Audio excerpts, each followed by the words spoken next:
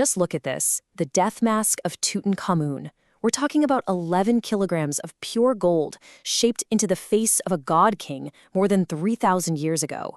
This thing isn't just a pretty object in a museum. No, it's a statement.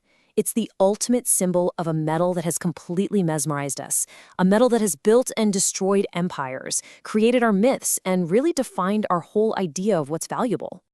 And this isn't a new thing. For 5,000 years on every single continent, in just about every culture you can think of, humanity has had this deep, unshakable obsession with gold. It's like this one golden thread that just runs through the entire story of civilization, all the way from the first pharaohs to the world we live in today. You know, for the ancient Egyptians, that idea wasn't some kind of poetry. It was literal truth. They believed gold was the actual physical flesh of their sun god, Ra. So when they wrapped a pharaoh in gold, it wasn't just decoration. It was an act of magic, a way to transform a mortal ruler into an immortal pod. So you have to ask, why? What is it about this one element, number 79 on the periodic table, that gives it this incredible hold on our imagination? Well, the answer isn't some ancient magic. It's actually something much more basic, something written into the very nature of the metal itself. See, the secret to gold's power is actually coded into its atoms. Its really unique physical properties are basically the source code for all the myths, the metaphors, and yeah, even the madness that it inspires. We're about to see how simple chemistry became global mythology. Okay, this right here, this is the key to understanding everything about gold. First off, it doesn't rust. Ever. So ancient people looked at it and saw immortality, divinity. Then there's the color. It's the only metal with that unique, warm yellow glow, so of course it became solid sunlight, the power of a god that you could actually hold in your hand. And because it's so incredibly rare, it became the ultimate symbol of treasure and value. Its very atoms wrote our greatest stories. But here's the twist. The exact same properties that made gold seem so divine also made it incredibly dangerous. For every story about its sacred power, there's another story that serves as this chilling warning about what happens when that desire turns into greed. And you can see these two extremes perfectly right here. On one side, you've got the Egyptians, who saw gold as the path to godhood, this amazing promise of life after death. But then you have the Greek myth of King Midas, which frames gold as a horrifying curse, where the obsession for it leads to nothing but despair and death. The Midas story is just such a perfect cautionary tale, isn't it? At first, he's ecstatic, infinite wealth, but then the horror sets in. He realizes you can't eat gold, you can't drink gold, and you definitely can't embrace a daughter who's turned into a cold, lifeless statue.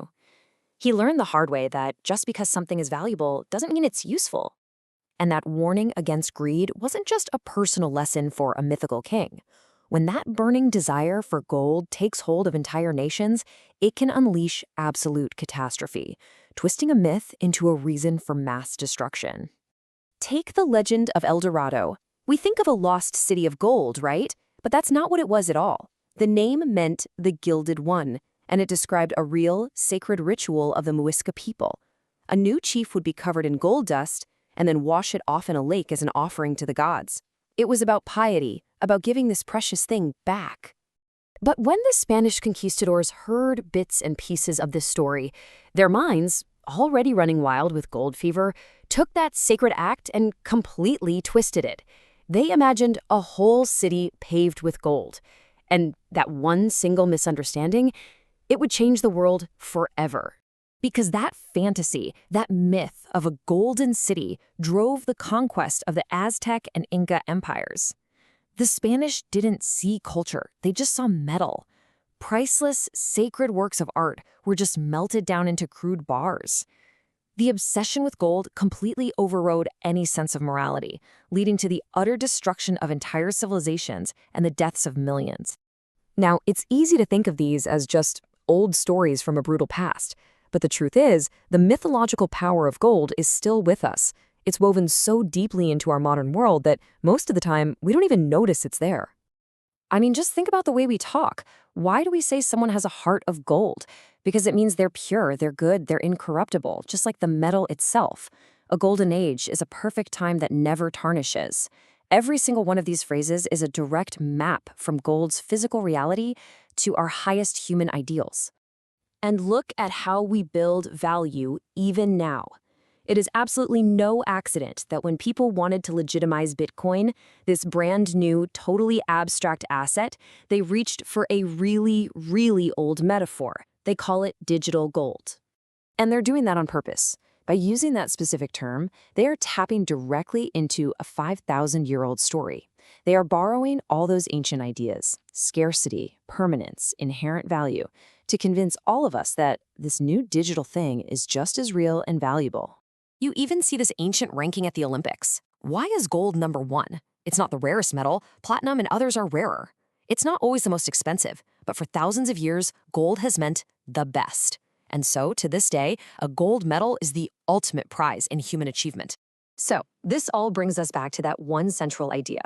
The entire massive global mythology that we've built around gold, from being the flesh of gods to being number one in sports, none of it is random. It is a direct and predictable result of its unchanging atomic properties. The atoms themselves created the archetypes that rule our imagination. At the end of the day, gold really is like a mirror for humanity.